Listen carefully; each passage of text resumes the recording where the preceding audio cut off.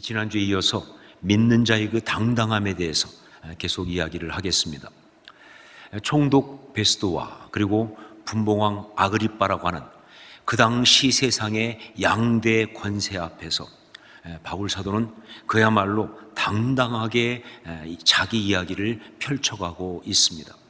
근데 사실은 이게 자기 이야기가 아닙니다. 바로 자기 삶 속에서 일어난 주님의 이야기입니다. 자기 삶 속에서 있었던 십자가의 역사입니다. 바로 그렇기 때문에 이 이야기는, 그렇게 말하는 그는 그렇게 당당하고 강력했던 것이다 하는 것이죠. 자, 그 이야기가 얼마나 강력하고 그렇게 말하는 바울 사도가 얼마나 당당했던지 바울의 그 이야기를 들으면서 총독 베스도와 그리고 아그리빠 왕이 완전히 그 말씀 앞에 뒤집어집니다. 여러분, 우리도 그래야 합니다. 우리의 이 간증과 우리의 이 당당함으로 세상이 우리 앞에서 이렇게 뒤집어져야 되는 거예요. 이것이 바로 참 신앙인의 모습인 것이죠. 여러분, 세상 앞에 우리가 뒤집어지는 것이 아니라 우리 앞에서 세상이 뒤집어져야 되는 거예요. 이게 신앙인입니다. 제가 지난 주간에 좀 뒤집어지는 일이 있었습니다. 이 세상과 죄와 그리고 그 상함들 때문에 그야말로 경상도 말로 디비져 갖고 제가 정말 씩씩거린 일이 있었는데, 그런데 말씀을 준비하는데 성령께서 바로 그것을 갖다가 책망하기 시작하셨어요. 세상 앞에, 죄 앞에 뒤집어지는 거, 그거 잘못된 것이다 라고 말씀하시면서 그건 신앙인의 바른 모습이 아니라고 말씀하셨어요. 세상이 네 앞에 뒤집어져야지. 네가 세상 앞에 뒤집어지면 되겠느냐, 네가 신앙인인데. 그렇게 말씀하셔서 제가 설교 준비하다 말고 먼저 회개하느냐고 좀 바빴습니다. 여러분, 그렇습니다.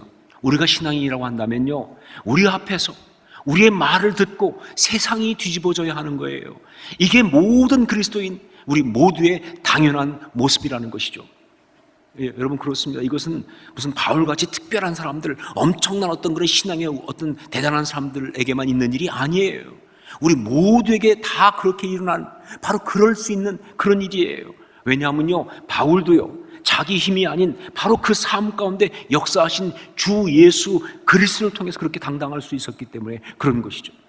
근데 여러분, 그 주 예수 그리스도, 바울의 주 예수 그리스도가 누굽니까? 바로 우리 주님이시잖아요. 우리 주 예수 그리스도시니까 우리도 그렇게 당연히 당당해야 하는 것이죠. 자, 구체적으로 베스도 총독과 아그리빠 왕이 어떻게 뒤집어졌는가, 바울 앞에서 그들은 어떻게 뒤집어졌는가, 정말 그 모습이 볼만합니다. 먼저 우리 총독 베스도부터 보도록 하겠습니다. 24절 말씀을 함께 읽겠습니다. 24절 같이 읽습니다. 바울이 이같이 변명하매 베스도가 크게 소리내어 이르되, 바울아, 내가 미쳤도다. 내 많은 학문이 너를 미치게 한다 하니. 네, 총독 베스도가 말이죠, 바울을 보면서, 그가 말하는 걸 들으면서 충격을 받았어요. 그래가지고 말이죠, 네가 미쳤다라고 아주 그야말로 미친 듯이 소리를 친 거예요. 여러분, 이 미쳤다는 말, 이게 사실 좀 복잡한 말 아닙니까? 단순하지 않죠. 그렇죠? 어떻게 보면 좀 나쁜 말이에요. 하지만 어떻게 보면 굉장히 좋은 말처럼 보이는 게 바로 미쳤다는 말이에요. 제가 누구한테 미쳤다라고 말한다면요, 어떤 경우는 이건 굉장한 욕이죠. 그렇죠? 정말 그를 비하하는, 깎아내리는 욕이 될 수 있지만, 그런 어떤 경우는 이건 극존칭입니다. 정말 그를 보면서 너무 경이로워서, 너무 놀라워서, 그래서 제가 가장 높일 때 정말 미쳤구만, 미친 사람이야, 정말 어떻게 이럴 수 있어, 정말 그렇게 내가 감히 어떻게 할 수 없는, 이해할 수 없는 그런 놀라움을 표시할 때 이 말을 쓴다고요. 요즘 그래서 나오는 말 중에 많이 쓰는 말이 미친 존재감 아닙니까? 존재감도 그냥 존재감이 아니라 미친 존재감, 그런 표현을 쓰는 거예요. 근데 여러분, 만약 그렇다고 한다면 우리 믿는 사람은요, 세상 사람들에게 미쳤다는 소리 한 번쯤은 반드시 들어야 합니다. 예, 우리 속에 있는 그 복음, 바로 우리 주 예수 그리스도의 그 은혜 때문에 말이죠, 세상이 볼 때 우리를 향해서 미쳤다라고 말할 수 있는, 그렇게 표현할 수밖에 없는 그런 사람이 우리가 되어야 한다는 거예요. 이게 신앙인의 모습이라는 것이죠. 여러분, 광인론이라는 거 들어보셨나요? 광인론. 예, 오카는 목사님의 제자 양육의 유명한 이론입니다. 광인론. 1986년도에 오카는 목사님이 제자훈련 지도자 세미나를 시작하셨어요. 사랑의 교회에서 제자훈련한 것을 가지고 많은 한국교회 리더들을 불러서 제자훈련 지도자 세미나를 하셨는데, 제가 그래 보니까 그때 오 목사님이 강의를 준비하면서 막 어떻게 할까 하고 있는데 성령께서 그 마음속에 아주 강하게 주셨던 것이 바로 이 광인론이라는 거였어요. 광인론. 그래서 이렇게 말합니다. 미치지 않고는 제자훈련을 할 수 없다. 제자훈련은 거기에 미쳐야 한다. 한 영혼 영혼에 미쳐야 가능하다. 이게 광인론의 핵심이에요. 그래서 그 후에 이 칼 세미나, 그걸 이제 이 제자훈련 지도자 세미나를 칼 세미나라고 하잖아요. 평신도를 깨우는 리더십 세미나니까 이 칼 세미나의 주제 강의가 바로 광인론이에요. 그러니까 칼 세미나는 한마디로 하는 뭐냐? 광인, 즉 미친놈 되기 세미나가 맞다는 것이죠. 예, 그 세미나는 미친놈 되기 세미나예요. 그래요. 예수 그리스도를 주로 믿고 그의 제자가 된 그리스도인들은요, 다 미친 사람들이에요. 정 미쳐도 단단히 미쳤습니다. 정말 미쳐도 제대로 미쳤습니다. 그리고 진짜 아름답게 곱게 미쳤어요. 이게 바로 그리스도인이에요. 본인도 그렇게 생각해야 되고요, 무엇보다 적어도 주변 사람들이 그렇게 말하는 소리를 좀 들어야 되는 거예요. 그게 신앙인이에요. 총독 베스도는요, 바울의 그 당당함 앞에 바로 그렇게 충격을 받은 거예요. 자, 그리고 분봉왕인 헤롯 아그리빠의 뒤집어진 이야기를 또 보겠습니다. 28절 말씀을 함께 읽겠습니다. 28절 같이 읽습니다. 아그리빠가 바울에게 이르되 내가 적은 말로 나를 권하여 그리스도인이 되게 하려 하는도다. 이것은요, 아그리빠의 일종의 최후의 저항입니다. 무슨 얘기냐? 아그리빠 왕이 말이죠, 바울의 말을 들으면서 그 복음 앞에 그 중심이, 그 마음이 지금 심하게 흔들리고 있다는 뜻이에요. 정말 바울이 다 그 복음 전하는 그 당당한 모습과 그 말씀 앞에 말이죠, 아그리빠는 순간 정말 자기가 이유 없이 초라해지기 시작했습니다. 여러분, 그래야 복음이 전해져요. 아니, 그 복음 전하는 그 신앙인 앞에서 세상 사람이 초라해져야 되는 거예요. 정말 그러면서 마음속에 어떤 생각이 들었느냐? 나도 바울처럼 저렇게 믿고 저렇게 살고 싶다라는 그 마음이 들어오면서, 그러면서 이 복음을 받아들이고 싶다는 그 마음이 지금 들어오고 있는 거예요. 사실 물질적으로, 세상적으로 보면 자기는 다 가진 사람 아닙니까? 쾌락이라는 것은 정말 최고의 쾌락을 다 누려본 사람이에요. 하지만 자기는 이미 알고 있어요. 이건 바른 삶이 아니라는 것을, 이렇게 살아서는 안 된다는 것을, 이건 아름답지도 않고 이것은 행복하지도 않은 가치 있는 삶이 아니라는 것을. 자, 그런데 이 앞에 있는 바울을 보면서 그의 모습과 그가 외치고 있는 복음을 들으면서 너무 부러운 거예요. 정말 저렇게 살아야 되는데, 저게 맞는 것인데. 그래서 정말 자기 마음속에 강하게 올라오는 어떤 마음이 뭐냐? 나도 바울처럼 그렇게 복음을 받아들이고 예수 그리스도를 믿는 사람이 되고 싶다고 하는 이 거룩한 마음이 올라오고 있는 거예요. 지금 아그리빠가. 자, 그런데 그 순간 또 하나의 마음이 올라오죠. 바로 그것은 그 속에 있는 죄성, 그 자아의 어떤 저항이죠. 참 사람들 가운데는 이 자아의 저항이 있어요. 이게 또 소리를 지르면서 하는 얘기 뭐냐?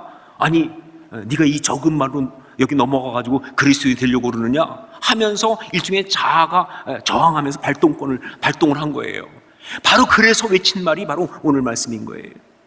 여러분, 아그리빠는 지금 바울의 그 당당함 앞에서 중심이 흔들리고 있는 거예요.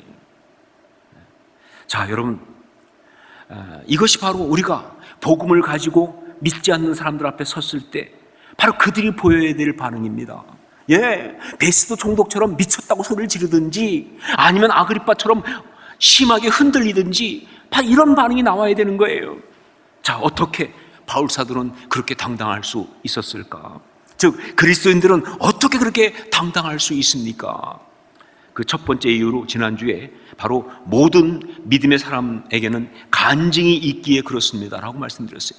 모든 믿음의 사람에게는 간증이 있기에 그렇습니다. 즉, 십자가 간증이 있기 때문에 바로 이렇게 사람들이 이런 반응을 보일 수밖에 없는 것이다.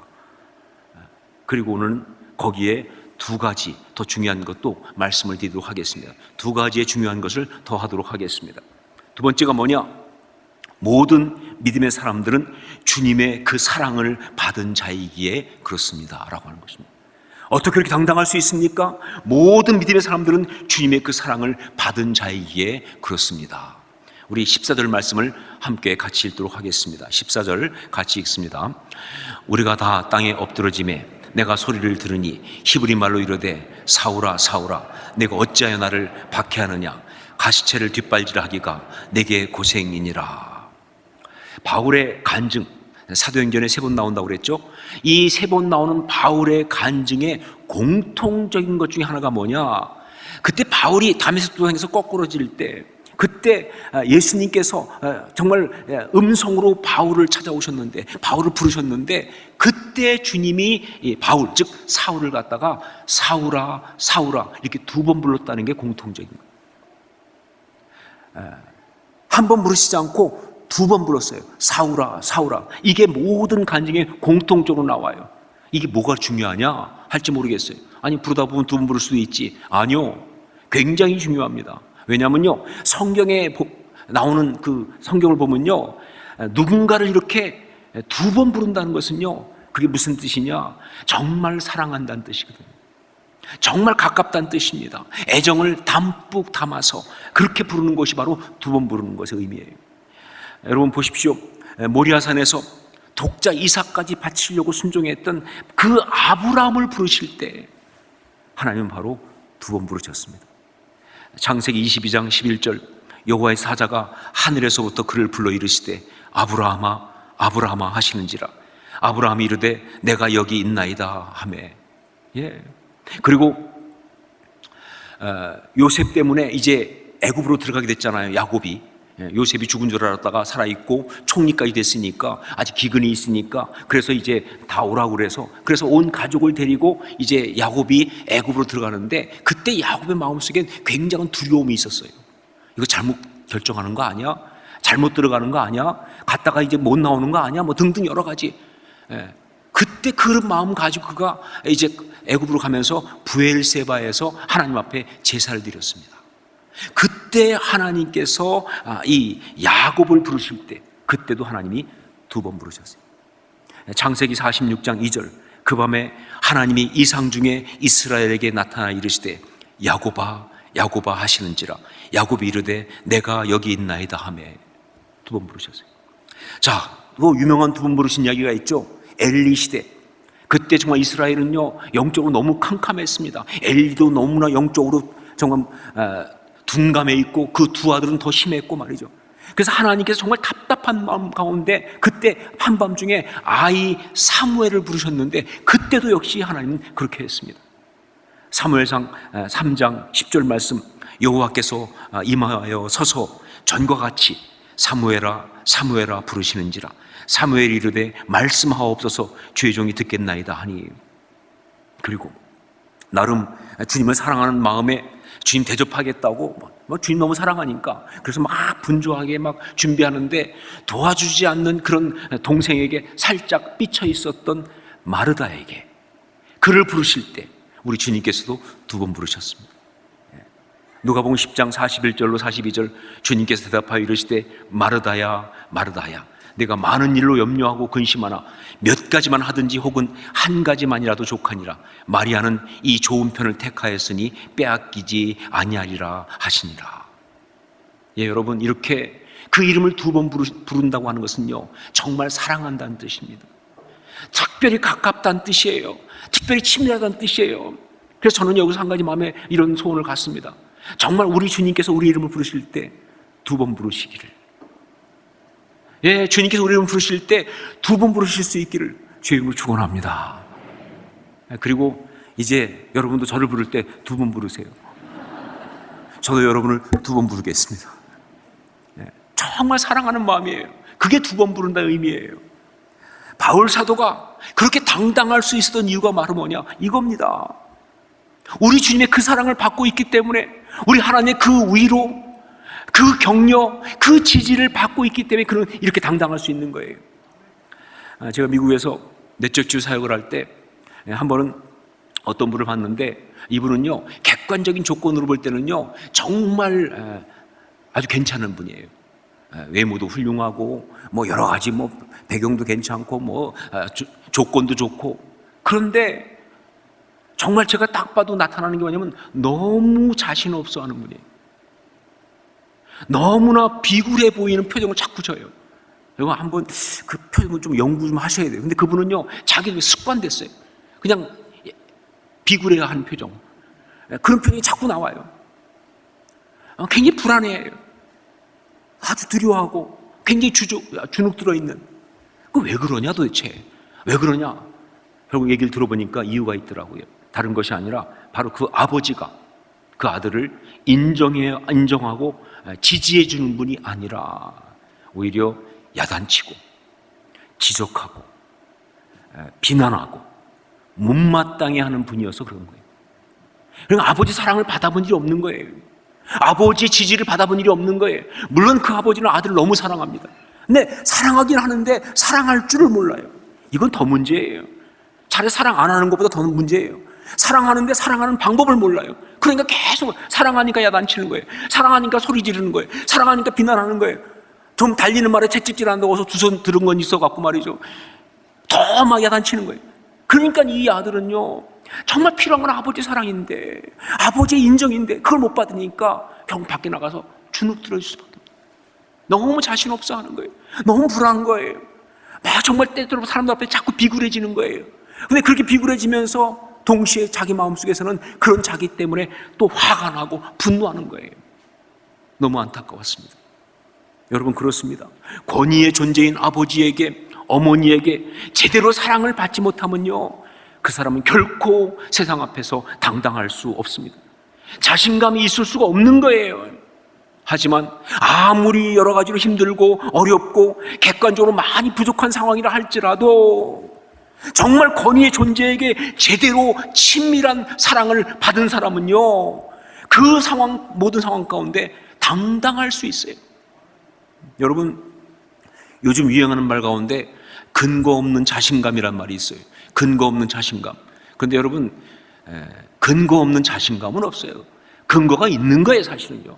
근데 그 근거 없는 자신감의 근거가 뭔지 아세요? 바로 권위의 존재의 사랑입니다. 권위의 존재의 사랑을 받아놓으니까 객관적으로 볼 때는 전혀 아닌데 그렇게 자신이 있는 거예요. 당당한 거예요. 여러분, 바울의 경우는요, 바로 진정한 권위이신 우리 주님의 그 사랑을 받았기에, 우리 하나님의 그 신실하신 사랑을 받았기에, 그래서 이렇게 당당할 수가 있는 거예요.